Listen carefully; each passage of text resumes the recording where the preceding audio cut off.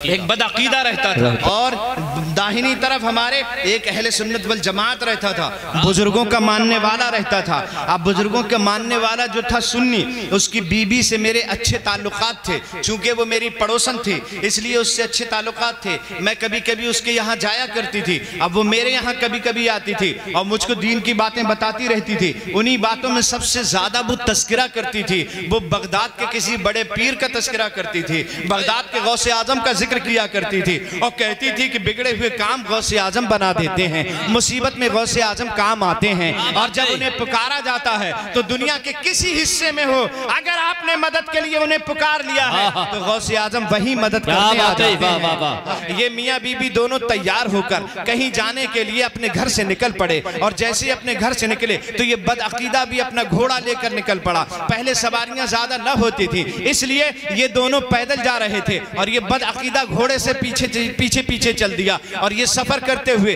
جب جنگل میں پہنچے تو یہ بھی پیچھے سے گھوڑا لے کر پہنچ گیا، اور جب قریب پہنچا تو جا کر کہنے لگا، ارے آپ لوگ تو میرے پڑوسی ہیں، آپ کہاں جا رہے ہیں؟ جی آپ تو میرے پڑوسی ہیں، جلدی بتائیے، میرے پڑوسی ہیں، آپ کہاں جا رہے ہیں؟ ایسا کریے آپ ہمارے گھوڑے پہ بیٹھ جائیے، جی آپ ہمارے گھوڑے پہ بیٹھ جائیے۔ شوہر کہنے لگا میں کیسے بیٹھ جاؤں، میرے ساتھ میں میری بیوی ہے۔ تو وہ کہنے لگا کہ بیوی کو بھی بٹھا لیجیے، جی سمجھے؟ تو بیوی کہنے لگی نہیں میں نہیں بیٹھوں گی۔ پھر تھوڑی دور چلے تھے، پھر اس نے کہا، بڑی ضد کرنے لگا، ارے بیٹھ جائیے، یہ کوئی پڑوسی ہونے کا حق ادا کہاں ہوا؟ ارے گھوڑا جب موجود ہے، سواری موجود ہے، تو آپ کو پیدل چلنے کی کیا ضرورت ہے؟ میں کس کام میں آؤں گا؟ میرا گھوڑا کس کام میں آئے گا؟ میرا پڑوسی ہونا کس کام میں آئے گا؟ آئیے بیٹھ جائیے۔ اس بیوی سے بھی ضد کرنے لگا، اس کو تو تکمیل خواہشات پوری کرنا تھی۔ جب اس سے ضد کی تو وہ عورت کہنے لگی، آپ اتنی ضد کر رہے ہیں تو ٹھیک ہے ہم بیٹھ جائیں گے۔ شوہر سے کہنے لگی میاں بیٹھ جائیے نا۔ کہا ٹھیک ہے اگر تو راضی ہے تو ہم بیٹھ جائیں گے، لیکن بی بی کہنے لگی بدعقیدہ سے کہ ٹھیک ہے ہم بیٹھ تو جائیں گے لیکن ہماری ایک شرط ہے۔ وہ بدعقیدہ کہنے لگا جتنی شرطیں لگاؤ گی سب مان لیں گے، بس بیٹھ جائیں، گھوڑے پر بیٹھیے، جتنی شرطیں لگاؤ گی سب پہ ایگری ہو جائیں گے، بس بیٹھ جاؤ ہمارے گھوڑے پہ، سمجھے؟ تو وہ کہنے لگی ٹھیک ہے میں بیٹھ جاؤں گی لیکن تم کو ایک ضمانت دینا پڑے گی۔ کہا کس کی ضمانت؟ کہا وہ بغداد والے عبد القادر جیلانی جو ہیں، جن کو غوث اعظم کہتے ہیں، ان کی ضمانت اگر آپ دے دیں تو پھر میں بیٹھ جاؤں گی۔ تو وہ بدعقیدہ تو تھا ہی، بزرگوں کو مانتا نہیں تھا، لیکن جیسے ہی تکمیل خواہشات کا کچھ ٹمٹماتی ہوئی روشنی نظر آئی تو کہنے لگا ٹھیک ہے میں ان کی ضمانت دے رہا ہوں اور میں ان کو ضامن مان رہا ہوں، ہم دونوں کے بیچ میں وہی ضامن ہیں اور وہی ضمانت ہماری لے رہے ہیں، اب آئیے آپ بیٹھ جائیں۔ پہلے شوہر بیٹھا اور اس کے پیچھے اس کی بیوی بیٹھی، اور یہ جیسے ہی دونوں بیٹھے اس نے گھوڑے کو ایڑ لگائی، گھوڑا سرپٹ دوڑنے لگا، اور جیسے گھوڑے کی رفتار تیز ہوئی اس نے چپکے سے تلوار نکالی، اور نکالنے کے بعد پیچھے مڑ کر شوہر کی گردن پہ لگا دی۔ شوہر تڑپتا ہوا زمین پہ گر گیا، اور جیسے ہی زمین پہ گرا اس عورت نے دیکھا میرا شوہر نامدار غیر مسلم تھی، میرا شوہر نامدار تڑپ کر زمین پہ گر گیا، اور اس نالائق نے میرے شوہر کو قتل کر دیا۔ یہ اس کے آنکھ سے آنسو جاری ہو گئے۔ حضرات یہ رونے لگی تو غوث اعظم رضی اللہ تعالیٰ عنہ کی ضمانت، یہ یاد رکھیے گا غوث اعظم کی ضمانت ہے۔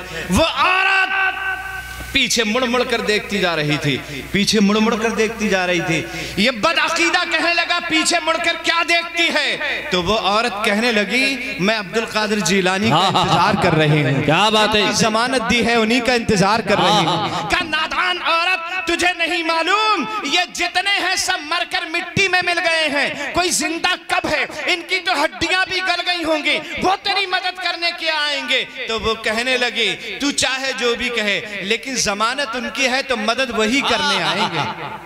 کیا بات ہے، ضمانت اگر ان کی ہے تو مدد کرنے بھی وہی آئیں گے۔ پیچھے مڑ کے دیکھ رہی ہے، حضرات جیسے ہی اس نے مڑ کے دیکھنا شروع کیا ادھر کیا ہوتا ہے، یہ گھوڑا تیزی سے دوڑا رہا تھا، سامنے کوئی آدمی آ کر کھڑا ہو گیا جس کے چہرے پر نقاب پڑی ہوئی تھی۔ اس نے گھوڑے کو فوراً روک لیا، اور جیسے ہی گھوڑا رکنے کے بعد گھوڑے کی لگام کو کھینچ لیا، کھینچنے کے بعد اس کا گریبان پکڑ کر نیچے اتار اتارا جھٹکے سے، اور جھٹکے سے اتارنے کے بعد تلوار نکالی، اس کی گردن تن سے جدا کر دی، اس کی گردن تھوڑی ہی دیر میں خاک و خون میں تڑپنے لگی، اور جیسے یہ قتل ہوا آگے بڑھا، بڑھنے کے بعد اسی شوہر کے کٹے ہوئے جسم کو، یہ عورت بیان کر رہی ہے کہ شوہر کے کٹے ہوئے جسم کو سر کو دھڑ سے ملایا، تن سے لگایا، اور تن لگانے کے بعد ایسے ہاتھ پھیرا اور قم بِإِذْنِ اللَّهِ کہہ دیا۔ اتنا کہنا تھا، مردہ زندہ ہو کے کھڑا ہو جاتا ہے، اور زندہ کر کے مردے کو